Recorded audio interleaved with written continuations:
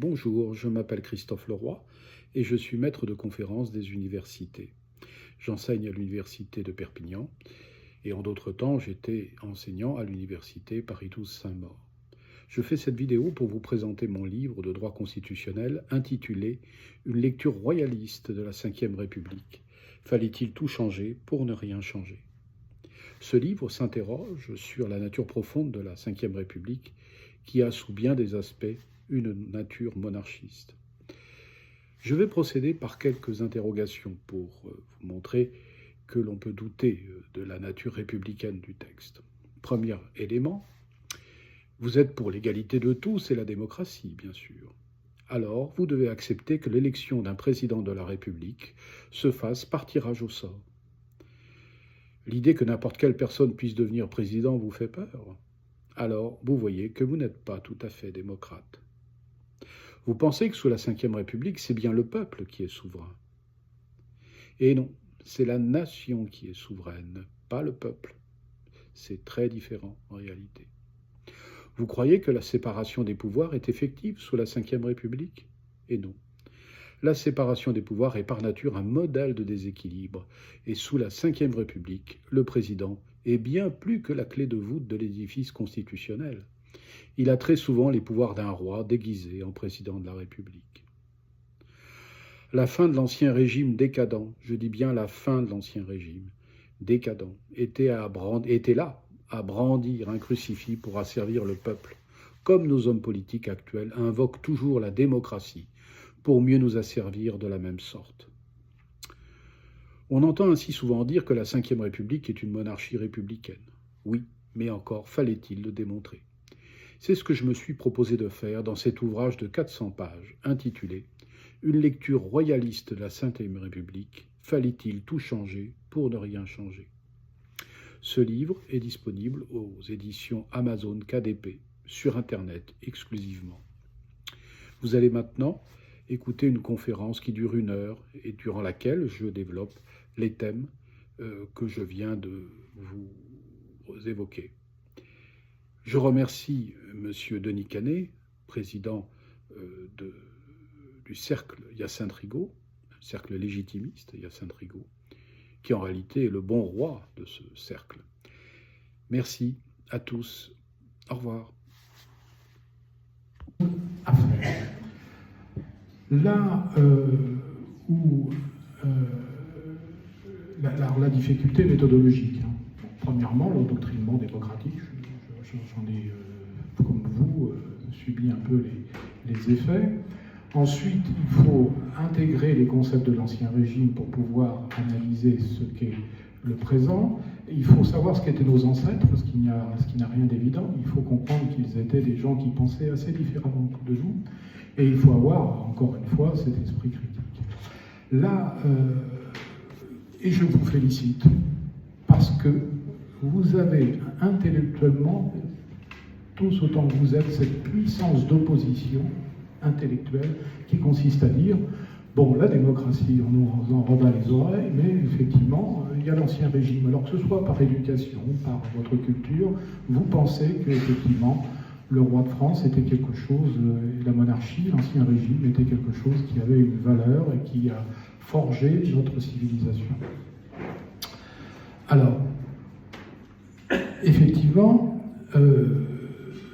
c'est une démarche intellectuellement qui n'est pas très universitaire, parce qu'à l'université, on vous demande d'enseigner le droit constitutionnel, donc on vous demande d'appliquer la règle, on vous demande d'appliquer la règle selon la doctrine politique.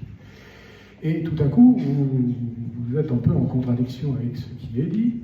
Ensuite, vous n'avez pas les instruments intellectuels forcément pour travailler, parce que je ne suis pas historien du droit. Les historiens du droit travaillent jusqu'à 1789, et après ce sont les juristes de droit public qui prennent le relais. Mais rares sont les deux qui ont une connaissance approfondie des problèmes constitutionnels et des problèmes politiques. Et tout cela fait que, finalement, cette espèce de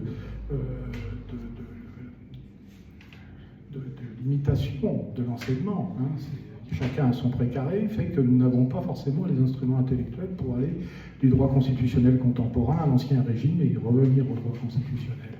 C'est quelque chose qui est intellectuellement assez difficile. Alors maintenant, venons-en au fait, pourquoi je pense qu'effectivement la Ve République a une structure quelque peu royaliste. Eh bien, on va commencer par étudier le concept de contrat social. Alors, qu'est-ce que le contrat social? Je vous l'exprime, c'est une doctrine politique qui fonde les systèmes républicains et démocratiques. Le contrat social, c'est un système dans lequel nous sommes censés, tous autant que nous sommes, avoir passé un contrat avec l'État. Nous renonçons à la violence et nous confions cela à l'État qui a le monopole de la violence physique légitime. L'État est là pour nous protéger. C'est quelque chose que nous aurions signé à un moment de votre vie. Vous en avez signé un de contrat, moi on ne m'a jamais présenté de contrat social.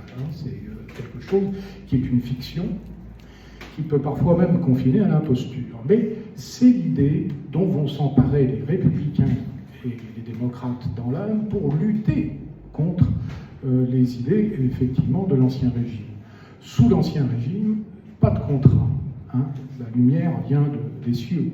Nous avons un roi, nous avons une population qui, effectivement, fonctionne selon les lois fondamentales du royaume et selon les évangiles. C'est-à-dire que les choses sont unilatérales. C'est Dieu qui organise et qui pourvoit aux finalités de la société. Donc vous voyez le problème qui se pose dès le départ. Nous avons deux doctrines qui s'affrontent. La doctrine divine, c'est Dieu qui organise la société, et ensuite la doctrine qui deviendra la doctrine révolutionnaire, qui apparaît avec John Locke, qui se précise avec Jean-Jacques Rousseau, c'est cette doctrine du contrat social. Le contrat social, effectivement, rejette l'organisation divine de la société. Le contrat social s'appuie sur les hommes par le biais de la démocratie, et on met de côté les évangiles, on met en avant les droits de l'homme, et on impose la laïcité de manière forcenée. Ce sont deux doctrines qui sont plutôt à s'exclure, c'est évident. Alors, comment ça se passe sous la Ve République? On vous dit que la Ve République, elle résulte de la Troisième, de la Quatrième, elle se construit en réaction par rapport à ces constitutions, mais observez bien, la Ve République, à son origine, ne résulte pas d'un contrat social. Et non. Le général de Gaulle, lorsqu'il décide de mettre en œuvre la Ve République, il ne fait pas appel au peuple, il ne fait pas appel à des assemblées constituantes. Le texte est rédigé dans le secret de sa conscience, avec des constitutionnalistes comme M. Huchler, par exemple, ou Debré, et vous avez une rédaction du texte qui se fait en dehors du peuple. Charles de Gaulle ne fait pas d'assemblée constituante. Il ne réunit pas les anciens membres de la Quatrième République pour établir un nouveau texte. Il établit un nouveau texte, et ensuite ce texte, une fois établi, il est proposé effectivement au référendum. Alors vous allez me dire, oui, mais le référendum, ça vaut contrat social. Mais non. Mais non, parce qu'il faut être à l'origine du texte. Quand le texte est ensuite montré au peuple, et quand on montre au peuple de l'accepter par voie de référendum, en réalité, qu'est-ce qui se passe? C'est le peuple n'a pas lu le texte, ils ne sont pas constitutionnalistes. Les gens, ils voient le général de Gaulle et ils disent au général de Gaulle, nous acceptons, c'est un plébiscite, c'est pas autre chose. Et qu'est-ce qu'ils reconnaissent dans le général de Gaulle? Quelqu'un qui est le sauveur de la France, celui qui a libéré la France de l'occupation, c'est l'homme providentiel. Et qu'est-ce qu'il y a dans l'homme providentiel? Par nature, il y a le roi. Et vous allez me dire, mais est-ce que le général de Gaulle était véritablement royaliste? En tous les cas, il n'affichait pas.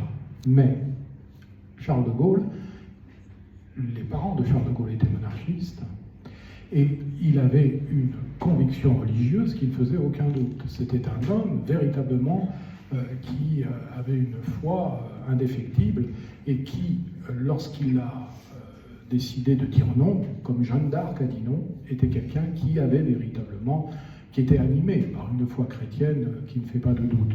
On le trouve cela un peu implicitement dans toutes ses actions.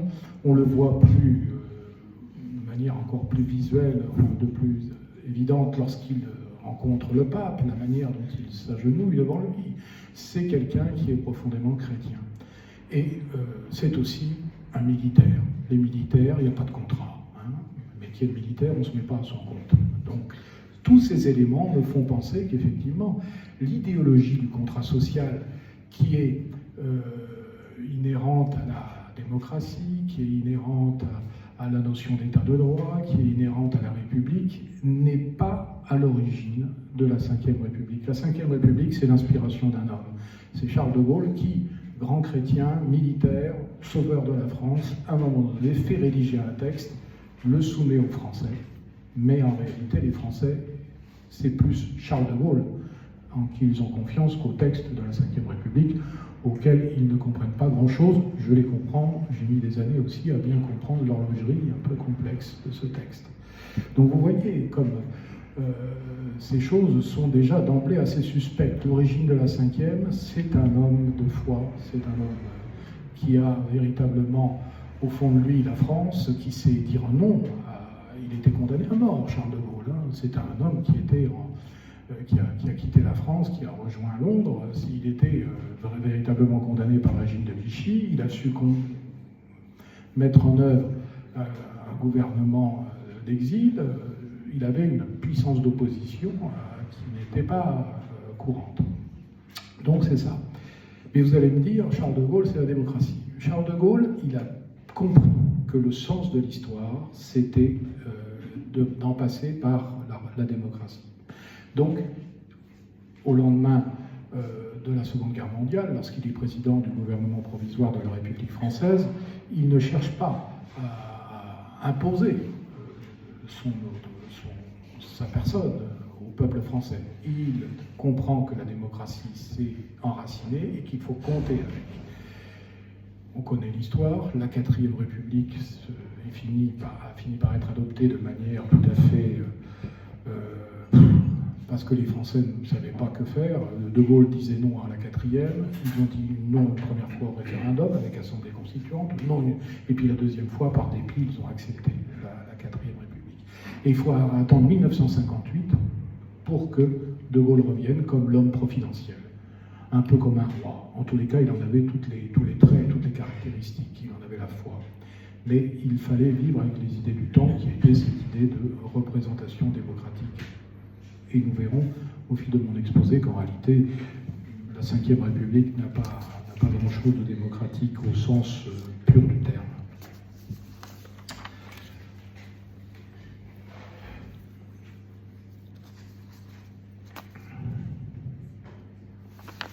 Autre élément qui a éveillé ma réflexion, c'est la notion d'État souverain. La notion d'État souverain. À l'origine, Charles de Gaulle, effectivement, met en place une constitution qui met en avant le président de la République comme étant l'homme fort du régime. Nous sommes complètement opposés à la 3e et la 4e République. La 3e et la 4e République, c'est un absolutisme parlementaire. C'est un désordre total. C'est-à-dire que un gouvernement dure en moyenne 6 mois. Je dis en moyenne, il y a des gouvernements qui durent même pas une semaine. C'est du faux débat. La 3e et la 4e République, c'est le désordre le plus total. C'est l'impossibilité de légiférer correctement. C'est un dysfonctionnement des pouvoirs publics, une instabilité ministérielle incroyable. Cela nuisait effectivement au fonctionnement de l'État. Charles de Gaulle a voulu réagir et a mis en place la Ve République, qui est diamétralement opposée au 3e et au 4e. Le centre de gravité du pouvoir, c'est le président de la République. Et lorsque vous analysez les pouvoirs du président de la République, vous vous apercevez qu'il a les pouvoirs clés du déblocage institutionnel. Il est irresponsable en plus devant les assemblées. Et vous avez là un système où, effectivement, il a en filigrane les pouvoirs d'un roi. Vous lisez les articles 19, vous lisez l'article 15, il dit le chef des armées, il n'y en a pas d'autre, hein, c'est lui qui a les clés du feu nucléaire, il n'y a pas de débat. Certes, vous avez l'article 35, on vous dit le Parlement déclare la guerre, oui, mais il n'a jamais été utilisé, cet article 35. Hein. Dans la Ve République, il y a toutes sortes d'articles qui sont du marketing juridique et qui n'ont pas véritablement de valeur. Historiquement, ils n'ont jamais été utilisés. Donc vous avez effectivement une structure hiérarchico-pyramidale absolument incroyable pour de ce qui est de la manière dont elle est envisagée pour une démocratie. Et Charles de Gaulle, effectivement, vous apparaît comme l'homme qui était taillé pour cette constitution et qui agissait en conscience chrétienne pour que l'avenir de la France soit assuré sur le plan interne et international. C'est quelque chose qui est assez frappant. Qu'est-ce que la souveraineté? On va le faire simplement. La souveraineté, c'est, je vous l'ai dit tout à l'heure, c'est l'État qui revendique le monopole de la violence physique légitime. Hein. C'est l'État qui est dans une situation d'indépendance aussi bien au niveau interne avec sa population sur le plan des relations internationales. C'est l'État qui peut agir pour la défense des intérêts généraux des Français. Et effectivement, la Ve République, plus que tout autre régime, a incarné cela, c'est-à-dire cette espèce de capacité qu'a l'État ça va fonctionner, ça, jusqu'au bout. Cette capacité qu'a l'État d'agir de manière unitaire, d'avancer en ordre. Voilà. C'est la caractéristique d'un régime royaliste, bien entendu. Là,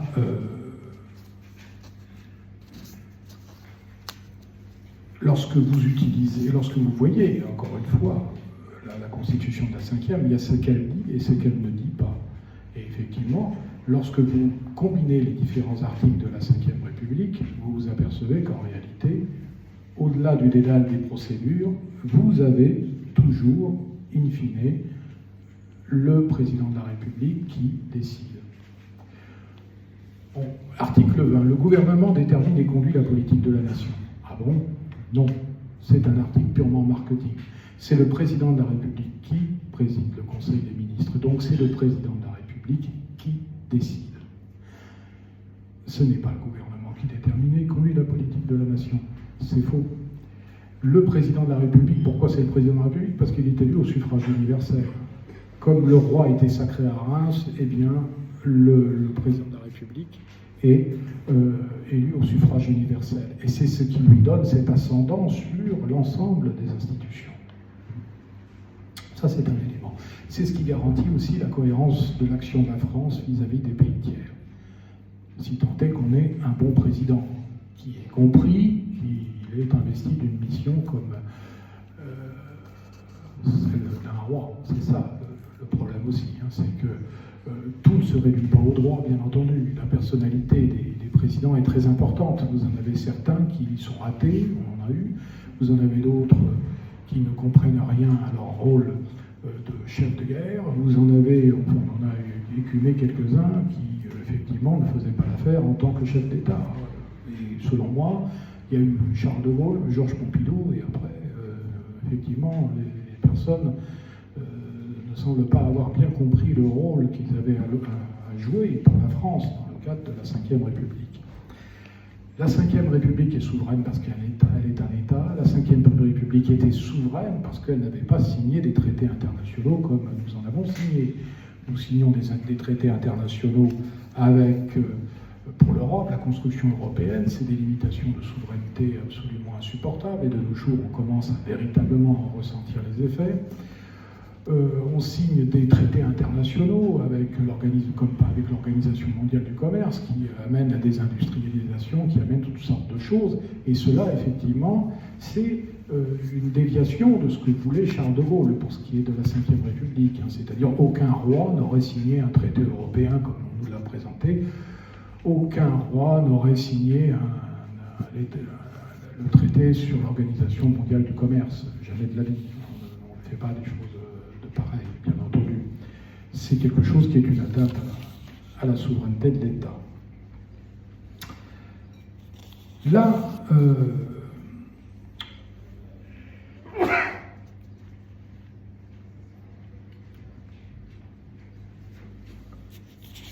où nous devons maintenant en venir, c'est à la notion de constitution. La constitution. Alors effectivement, on va vous dire, mais l'Ancien Régime n'avait pas de constitution. Alors c'est pas tout à fait vrai. Il y avait les lois fondamentales du royaume qui donnaient lieu de constitution. Et au-delà des lois fondamentales du royaume, vous aviez également les évangiles. Vous aviez aussi cette constitution intérieure qu'avaient les monarques. Hein. Une constitution, c'est pas forcément un texte. La Grande-Bretagne a un texte non écrit, par exemple, qui est sacralisé par les sujets britanniques. Sous l'Ancien Régime, vous aviez les lois fondamentales du royaume, mais vous aviez également cette constitution intérieure qu'avaient les rois de France et qui leur permettait d'agir ou de ne pas agir. Hein. Ils pouvaient être limités dans leur pouvoir. Ce n'était pas de l'arbitraire, loin s'en faut. De nos jours, toujours, et je ne peux pas arriver à faire comprendre à mes étudiants que les choses n'étaient pas arbitraires. Sous l'Ancien Régime, vous aviez une justice, vous aviez des degrés de juridiction, vous aviez l'Église qui était là comme contre-pouvoir, et les choses n'étaient pas aussi arbitraires que l'enseignement républicain nous le dit. Quoi qu'il en soit, il y avait effectivement une constitution. Vous aviez les textes, les lois fondamentales du royaume, vous aviez les évangiles, et puis vous avez cette construction intérieure qu'ont les princes et avec lesquels ils gouvernaient les États d'Ancien Régime. Donc il faut compter avec cet élément. La Ve République, qu'est-ce qu'elle met en œuvre? Si vous voulez, elle va mettre par écrit un peu ce que les rois mettaient en œuvre. Ils ont les moyens de débloquer, lorsqu'il y a crise, ils ont les moyens de déblocage institutionnel. Bien entendu, à l'époque, on convoquait les États généraux, là, on prononce la dissolution de l'Assemblée, on demande au Parlement de relire le texte. Eh bien, très bien, relisons le texte. Et dans tout état de cause, il y a toujours quelques recours venant du président de la République, et c'est ce qui permet de débloquer les situations complexes.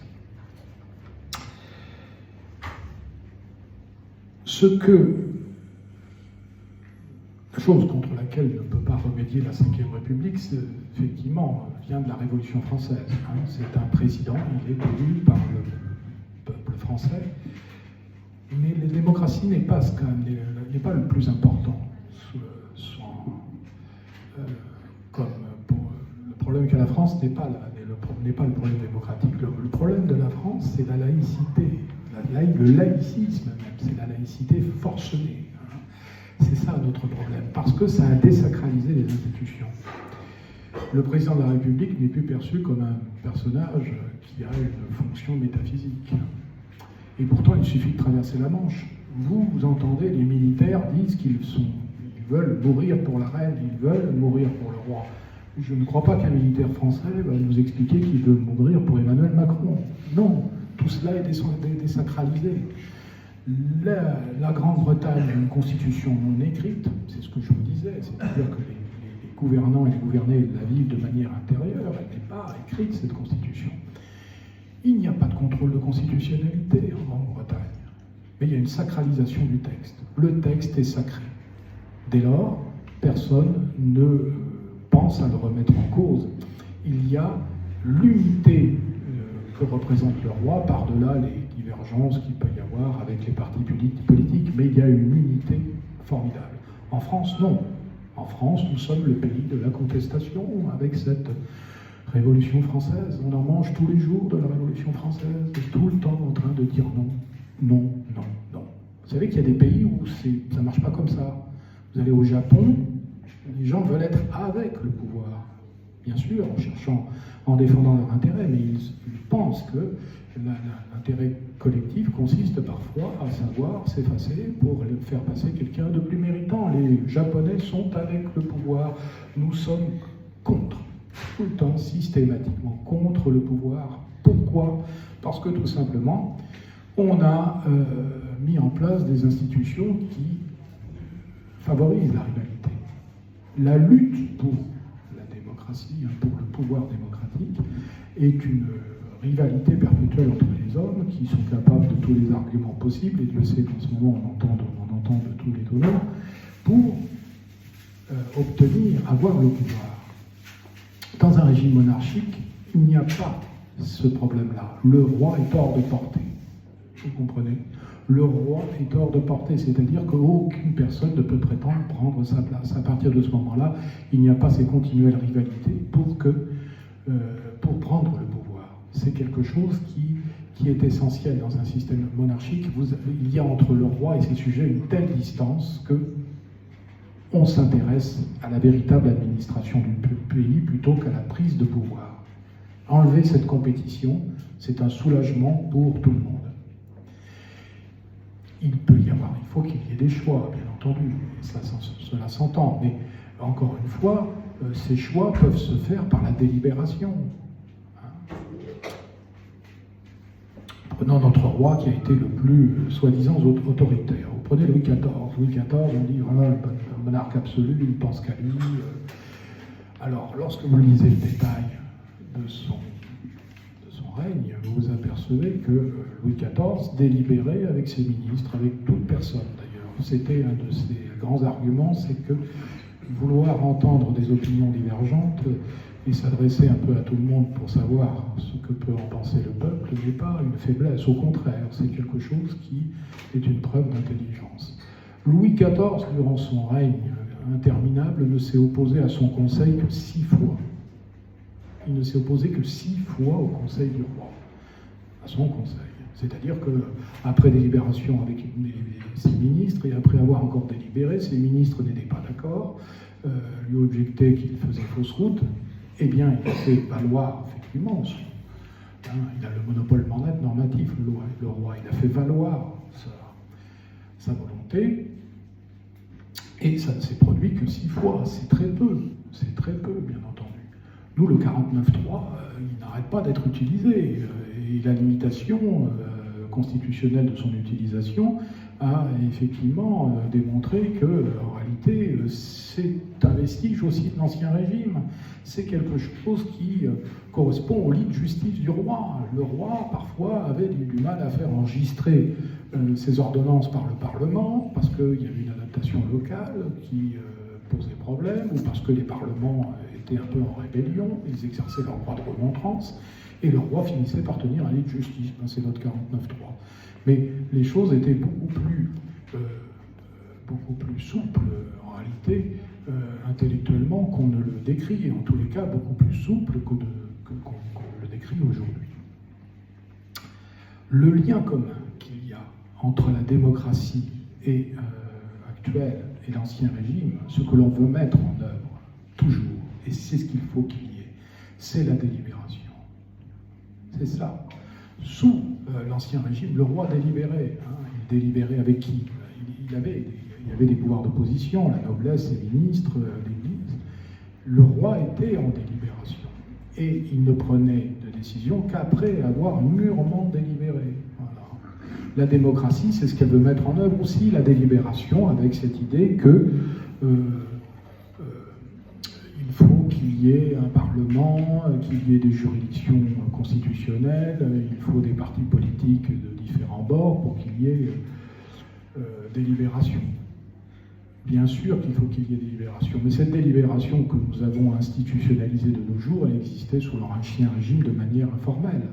C'est comme les libertés, elles étaient assez factuelles, elles n'étaient pas toujours juridicisées, mais elles existaient vraiment, réellement. Il y avait une délibération sous l'Ancien Régime. Sans ça, si vous n'avez pas de délibération, vous êtes un dictateur.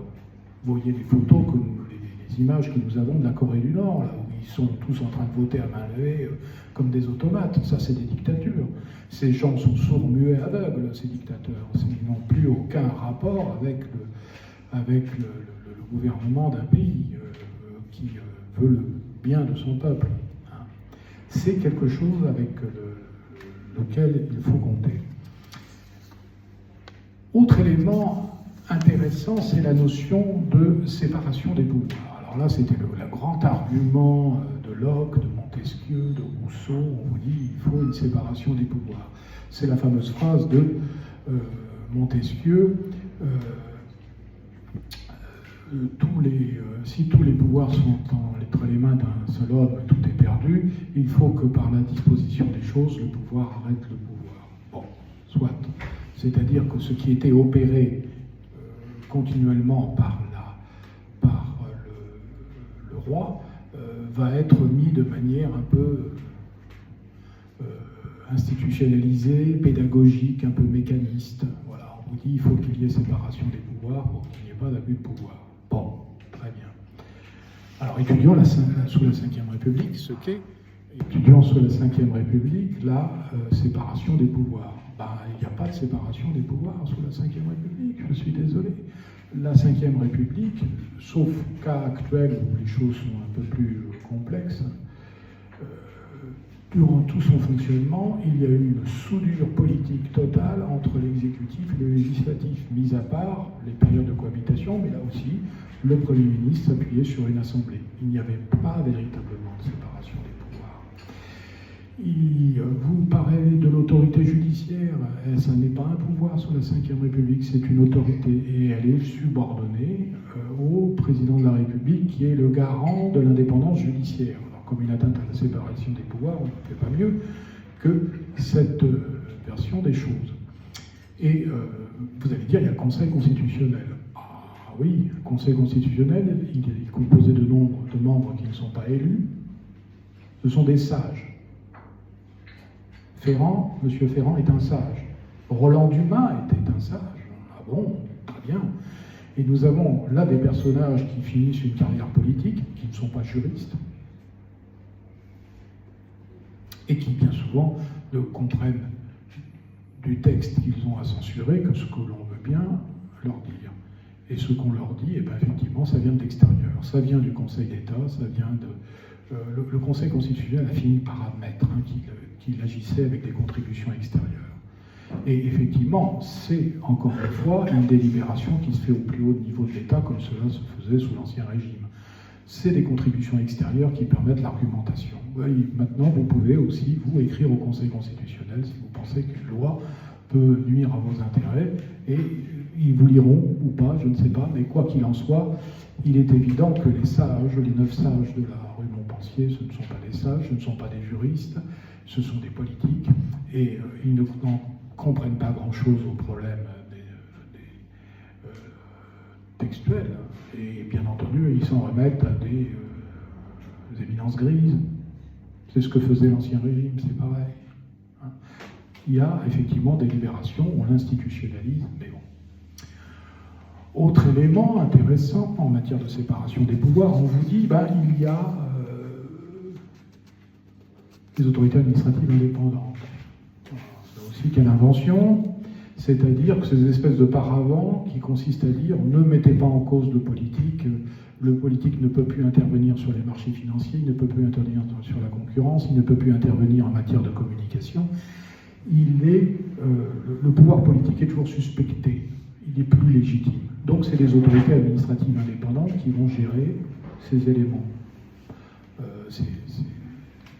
Suivant leurs compétences, c'est les médias, c'est la concurrence, c'est les marchés financiers, mais encore une fois, elles portent leur nom, autorité administrative indépendante. Indépendante de qui? De l'État légitime. Ça montre la crise de légitimité dans laquelle est l'État républicain et démocratique. Il est obligé d'installer des paravents, comme on installe des paratonnerres, pour éviter de prendre la foudre, puisqu'il est toujours suspecté d'être dans les compromissions, d'intervenir, de vouloir toujours arranger les choses au profit des politiques. Enfin, c'est l'aveu d'une impuissance de l'État à être légitime dans son action.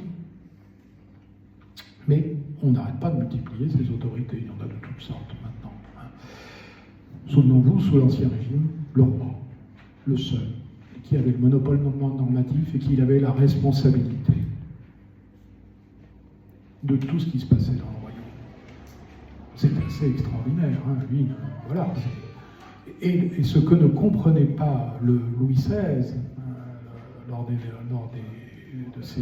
derniers moments de règne, il disait « Mais je suis votre seul protecteur, je suis votre seule garantie contre tout ce qui peut arriver de néfaste à la France. » Et il ne pouvait pas comprendre qu'on puisse penser différemment, parce qu'effectivement, il le pensait sincèrement avec la foi d'un grand chrétien. Je suis le seul à pouvoir protéger la France. Ce ne sont pas tous ceux-là qui veulent conquérir le pouvoir, qui veulent prendre ma place pour des intérêts personnels les plus sordides, qui vont vous défendre. Et ça ne fait pas doute, la Révolution française, c'est une révolution bourgeoise et plus sordide. C'est la bourgeoisie qui n'accepte pas la noblesse et qui remonte le peuple contre l'aristocratie pour pouvoir prendre le pouvoir. Voilà, c'est ça. Je ne dis pas que la fin de l'Ancien Régime était très glorieux, il n'était pas exemplaire, et c'est ce qui a aussi favorisé cette révolution. Mais la Révolution française, elle n'est pas faite pour le peuple, c'est une affaire d'intérêt bourgeois qui s'en prend à la noblesse. Je progresse, parce que l'heure tourne quand même, avec cette idée, il faut l'aborder inévitablement, l'idée de la démocratie. La démocratie, c'est quelque chose d'important. On nous en rebat les oreilles à longueur de journée. Vous êtes en démocratie, on vous parle de liberté publique et on confond tout d'ailleurs. On vous dit, voilà, la démocratie. La plupart des temps, quand les journalistes parlent de démocratie, ils parlent de liberté publique. Ils ne parlent pas de démocratie.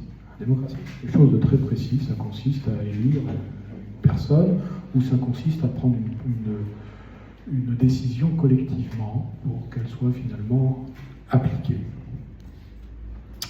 Alors, la démocratie,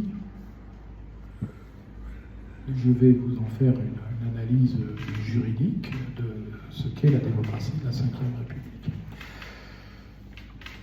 Sous la Ve République, vous êtes en souveraineté nationale. La plupart d'entre vous ne le savent pas. Vous êtes sous un régime de souveraineté nationale. C'est-à-dire que ce n'est pas vous ce n'est pas le peuple qui est souverain, ce n'est pas vous, ce n'est pas moi, nous ne sommes pas souverains. C'est la nation qui est souveraine, la nation. Et c'est acté par le Conseil constitutionnel. Il rend une décision en 1973, il dit « Nous sommes sous un régime de souveraineté nationale ». Ça veut dire que c'est une abstraction qui est souveraine, c'est la nation. Et cela depuis 1789. L'abbé Sieyès, en 1789, voit tout de suite le danger de la démocratie. Et qu'est-ce qu'il dit? Voilà. Nous sommes dans un régime de souveraineté nationale, c'est-à-dire que c'est la nation qui est souveraine, ce n'est pas le peuple, et le peuple va servir à élire des représentants qui vont représenter la nation. Donc vous voyez tout de suite la supercherie. On enlève le pouvoir au roi, on enlève le pouvoir du roi, on le prive de son pouvoir, le roi qui tenait son pouvoir de Dieu, et on le transfère à la nation qui est également une entité abstraite. On passe d'une entité abstraite, Dieu, à une autre entité abstraite, la nation. Et effectivement, on fait croire aux gens qu'on est en démocratie, mais on n'est pas en démocratie au sens de la souveraineté populaire. Vous avez un régime démocratique de souveraineté populaire, mais il n'a jamais été appliqué en France. La souveraineté populaire, ça consiste à dire nous sommes 70 personnes dans la salle, eh bien nous sommes tous détenteurs d'un 70e de la souveraineté. Et à partir de ce moment-là, nous avons éventuellement des représentants, mais on les tient par un mandat impératif. Nous avons des personnes qui vont agir, mais ils ne sont que des exécutants. Ça n'est pas ça, le fonctionnement de la Ve République. La Ve République est un système qui est une démocratie représentative, avec souveraineté nationale. Le peuple n'est pas souverain. Vous avez une fonction, c'est d'élire des représentants. Une fois que vous avez élu votre représentant, vous ne pouvez pas le limoger. C'est lui qui va voter la loi pour vous, c'est lui qui va agir continuellement pour vous, au nom de la nation, entité abstraite. Le peuple, on le tient bien à l'égard. C'est comme on vous dit, Nous sommes dans une démocratie, il faut qu'il y ait effectivement un processus qui va du peuple vers les dirigeants. Mais la cinquième, ce n'est pas ça. La cinquième, elle fonctionne comme un système un peu monarchique. C'est la technocratie. En démocratie, c'est le peuple qui décide, qui s'adresse à ses représentants, les représentants votent la loi, et ensuite la loi est mise en application par un pouvoir exécutif, exécutant, pur exécutant.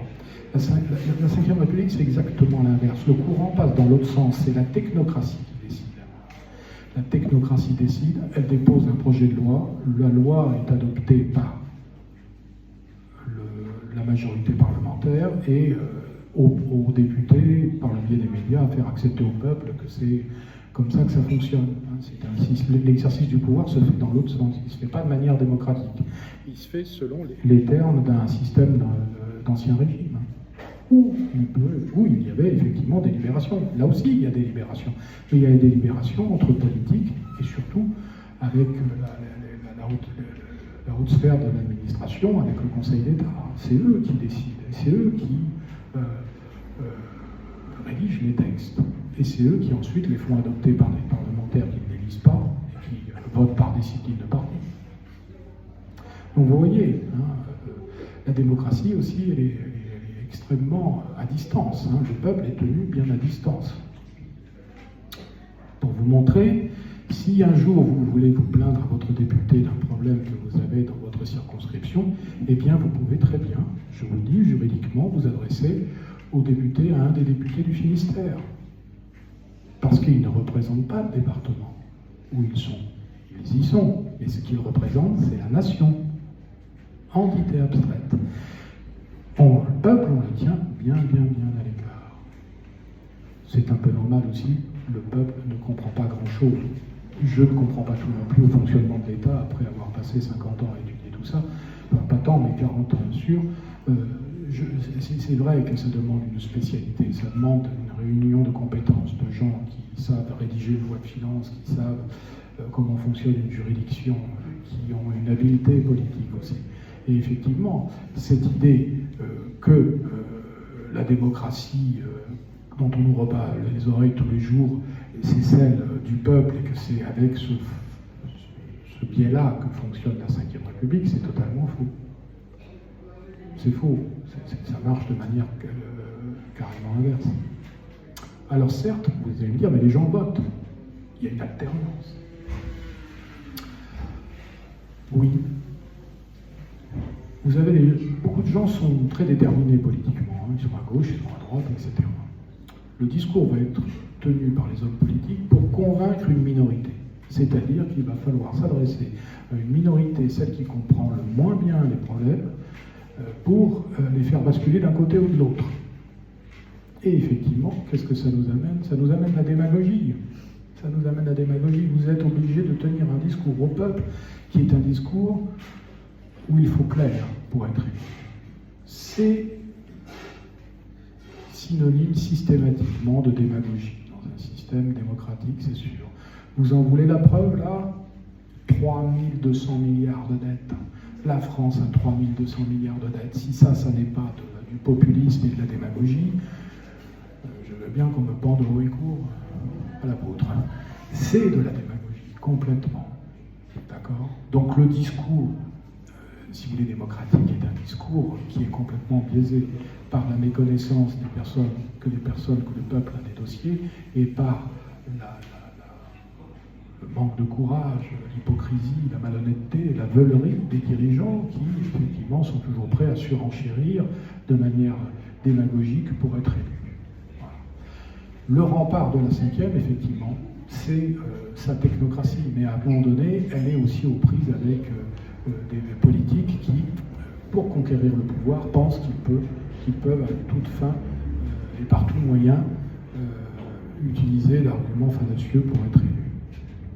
C'est d'une extrême complication. Revenir là-dessus, c'est très très très compliqué. Le peuple n'est pas le seul coupable. Les élites, lorsqu'elles sont dans un système républicain et démocratique, les élites trahissent.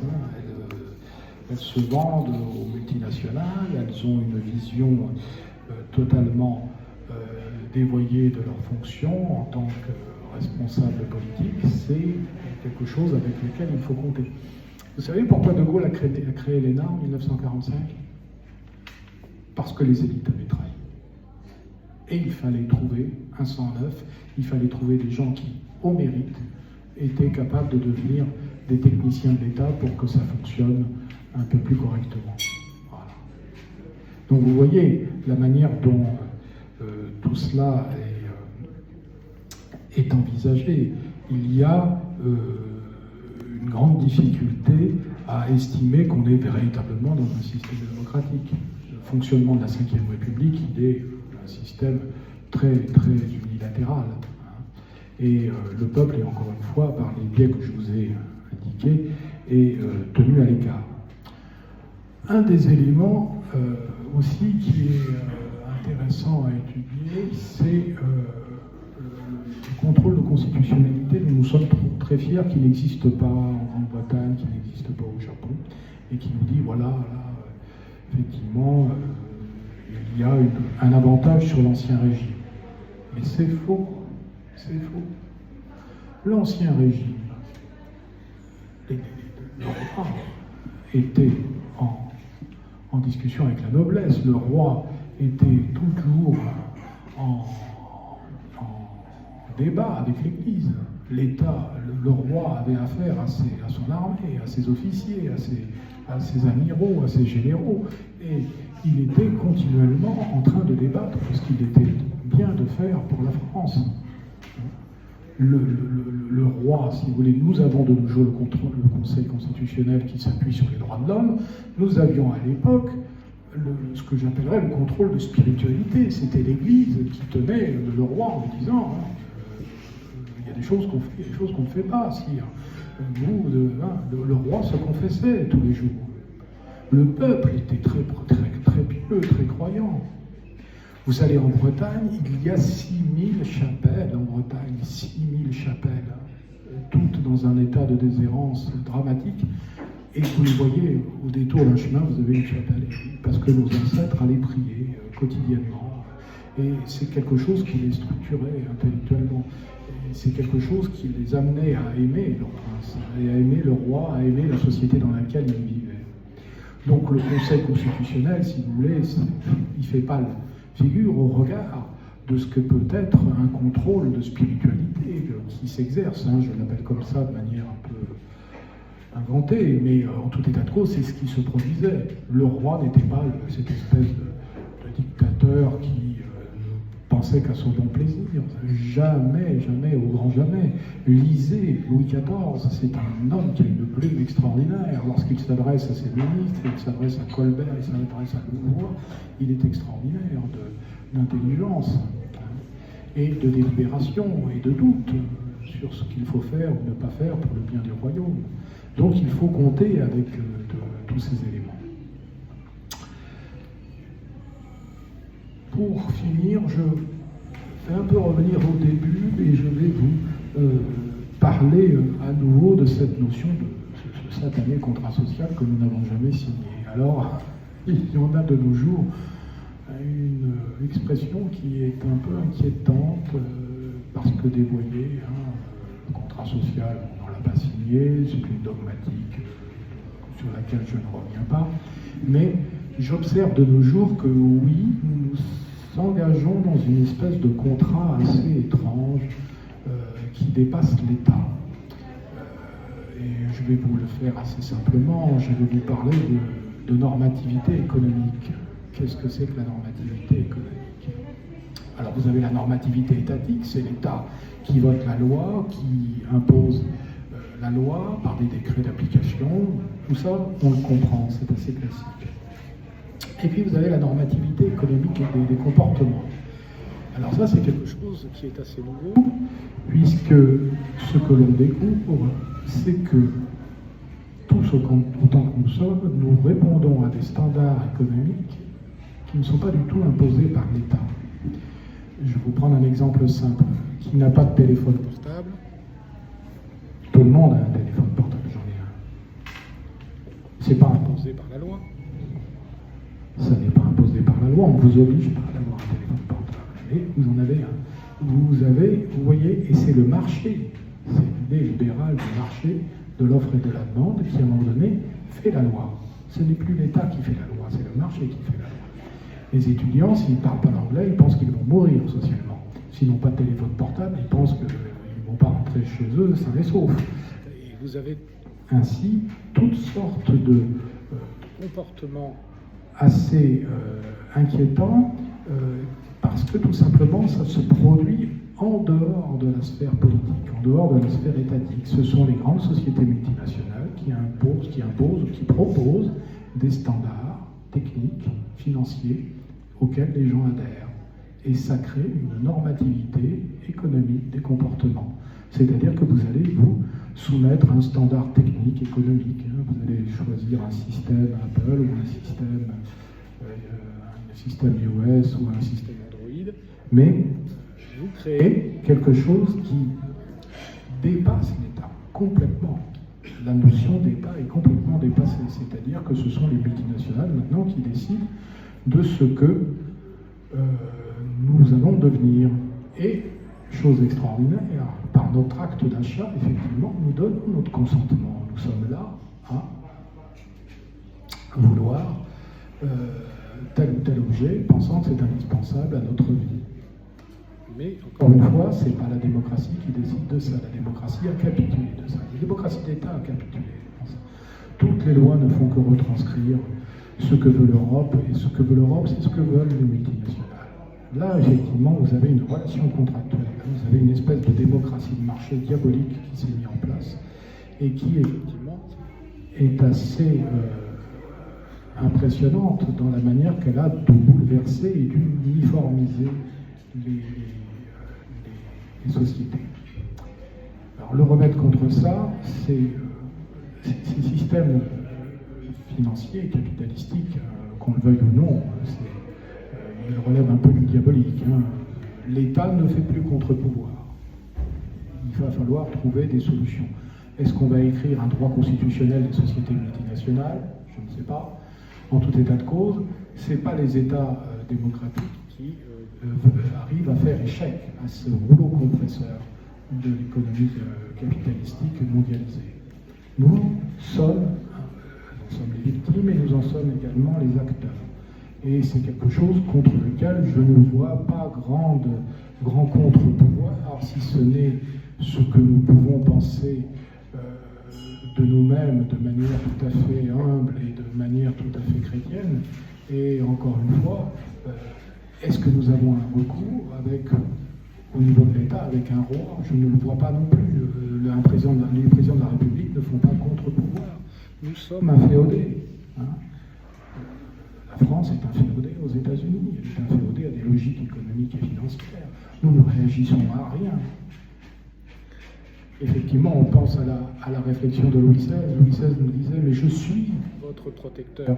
Je suis celui qui est indépendant de toutes les puissances extérieures qui peuvent agir de manière diabolique sur la France.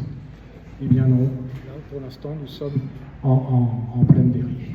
Alors, ce que j'ai essayé de vous synthétiser assez rapidement, c'est ce que j'ai écrit dans ce livre. Le livre, il décrit dans un premier temps l'architecture royaliste de la Ve République que j'ai essayé de vous expliquer.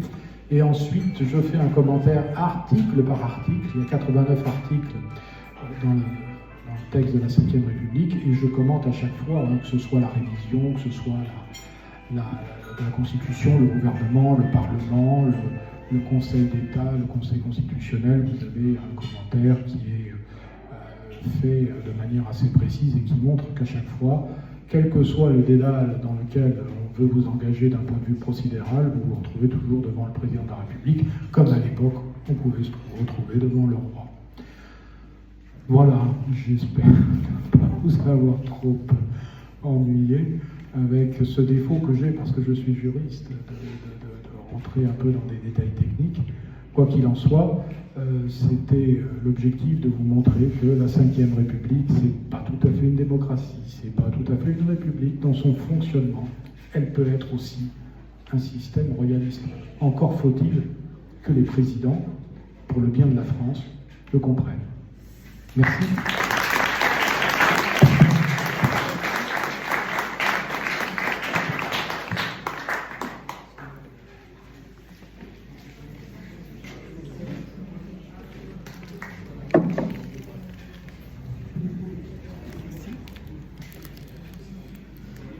Bien, cher Maître Leroy, vous nous avez passionnés pendant, je vois que l'heure a tourné, mais on s'en est pratiquement pas aperçu, même si les estomacs commencent à gargouiller. Soyez bien remerciés donc de nous avoir apporté la bonne parole. Je dois avouer que j'ai été un des privilégiés, puisque j'ai eu le plaisir de découvrir et de lire et d'apprécier votre livre. C'est vrai que je suis juriste et que peut-être il y a des tas de nuances que j'ai bien ressenties, que d'autres peut-être peuvent ne pas ressentir, qui ne sont pas formés au droit. Mais d'une façon générale, c'est quelque chose que j'ai beaucoup apprécié et un acte courageux de la part d'un enseignant de la République. Ma carrière s'en ressent, je vous dis. Voilà, je vous remercie à tous d'être venus nombreux aujourd'hui. Je salue Monsieur l'abbé Desjans qui vient d'arriver, qui était retenu, qui est membre du cercle également. Nous sommes le 8 mai, et comme chaque année, le 8 mai, nous avons l'habitude de faire une journée de printemps, qui est toujours une belle journée. Aujourd'hui, cette journée n'a pas été démentie. Le soleil était de la partie. Nous sommes nombreux, mais ce 8 mai revêt un caractère tout à fait particulier, parce qu'aujourd'hui, nous avons le plaisir d'accueillir Monsieur le Président, Monsieur Hugues Sacrier de la Batique, le président du CLF, et Monsieur le Vice-président, qui est Monsieur, alors, je crains d'estropier votre nom, parce que ici les Catalans, nous n'avons pas les mêmes consonances. Je crois que vous êtes Monsieur Louis Edgar du Bouizek. Bouizek, voilà. Très bien, excusez-moi. Bon, on vous accueille avec une grande joie, et c'est un honneur que vous nous rendez. Je dois avouer, Président, que lorsque je vous avais fait mon petit mémoire, en pensant qu'il serait bienvenu, qu'un jour l'UCLF descende à nous, nous avons l'habitude, nous, c'est normal de monter à l'UCLF, mais qu'un jour l'UCLF vienne nous rendre visite, c'est quelque chose que j'espérais, mais je dois avouer, je ne l'espérais pas aussi rapidement, et nous sommes honorés parce que je sais que c'est votre première visite dans un cercle, et je crois qu'aujourd'hui tout le monde a tenu à être présent pour vous saluer. J'ajouterai à cela